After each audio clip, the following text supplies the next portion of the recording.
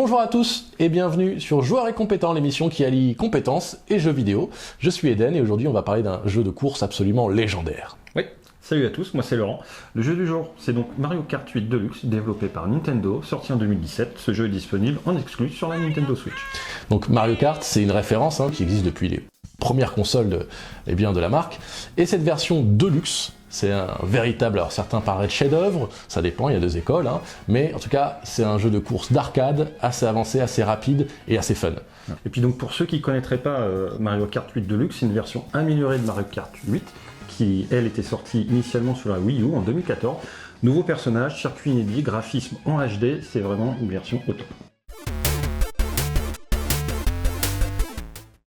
Mario Kart 8 Deluxe, c'est un jeu de course où vous pilotez des cartes dans des circuits extrêmement variés, dynamiques. On peut choisir parmi une multitude de personnages, tous les personnages de Nintendo. Moi, je préfère particulièrement Yoshi. Et puis, on peut balancer des objets pour ralentir les adversaires ou carrément les faire sortir de la course. Ah, moi, j'aime bien Luigi, perso, mais c'est vrai que Yoshi est sympa aussi. Alors, chaque personnage a sa spécificité, mais ce qui rend Mario Kart 8 Deluxe unique, c'est son gameplay qui est accessible à tous. Alors, que ce soit pour une première partie parce qu'on n'y a jamais joué, on peut tout de suite, juste avec deux boutons, faire sa première partie, mais aussi pour les joueurs un peu experts, où là, on va devoir maîtriser un certain nombre de techniques, comme les drifts, comme les sauts, les boosts.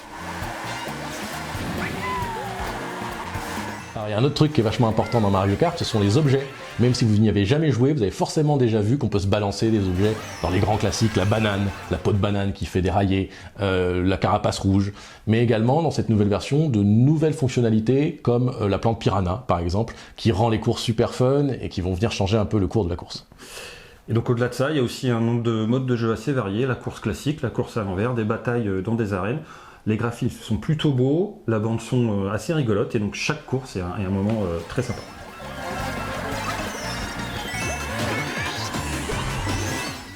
N'oublions pas que Mario Kart 8 Deluxe est avant tout un jeu multijoueur. Que ce soit en local, avec ses amis, sa famille, ou à distance avec des joueurs en ligne, c'est pas un jeu solitaire. C'est un jeu qui va vraiment s'apprécier dans la confrontation, dans l'adversité, dans la convivialité. Alors, quelles compétences allons-nous pouvoir développer avec Mario Kart 8 Deluxe? Je vous le donne en mille, l'adaptation, la capacité d'adaptation, puisque vous allez le voir, avec de multiples situations qui vont différer à chaque fois, il va falloir vous adapter à ces situations. Oui, c'est ça, parce que les circuits sont vraiment remplis d'obstacles imprévus, de raccourcis à découvrir. On doit réagir très rapidement aux changements de terrain, aux attaques des adversaires, puis aux objets divers et variés qu'on reçoit.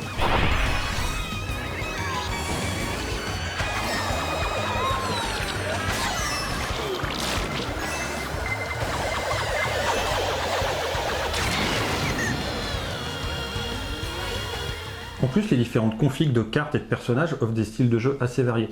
On peut ajuster ses choix en fonction de ses préférences personnelles, en fonction du circuit également. Tout ça, vraiment, toute cette gamme de choix renforce la capacité d'adaptation. Il y a une dimension en plus à prendre en compte, c'est que le fait de jouer en ligne va rajouter une couche d'imprévisibilité. Parce que là, on va devoir jouer contre des joueurs en ligne qu'on ne connaît pas, et donc s'adapter à leur manière de jouer, c'est une occasion de plus de devoir faire preuve d'adaptation. Et puis le jeu, il pousse également à prendre des décisions rapides à chaque fois. Quand j'ai une carapace rouge, est-ce que je la joue? Est-ce que je la mets derrière moi pour éviter, par ailleurs, de me faire shooter par celui qui est derrière moi? Chaque décision est importante, impacte la performance, elle doit être prise dans l'instant.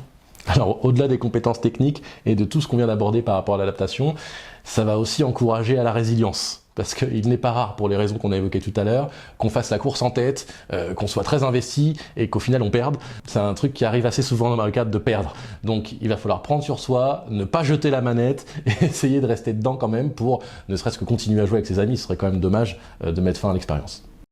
En résumé, Mario Kart 8 Deluxe et tous les précédents en vrai sont d'excellentes occasions de mobiliser ses compétences d'adaptation.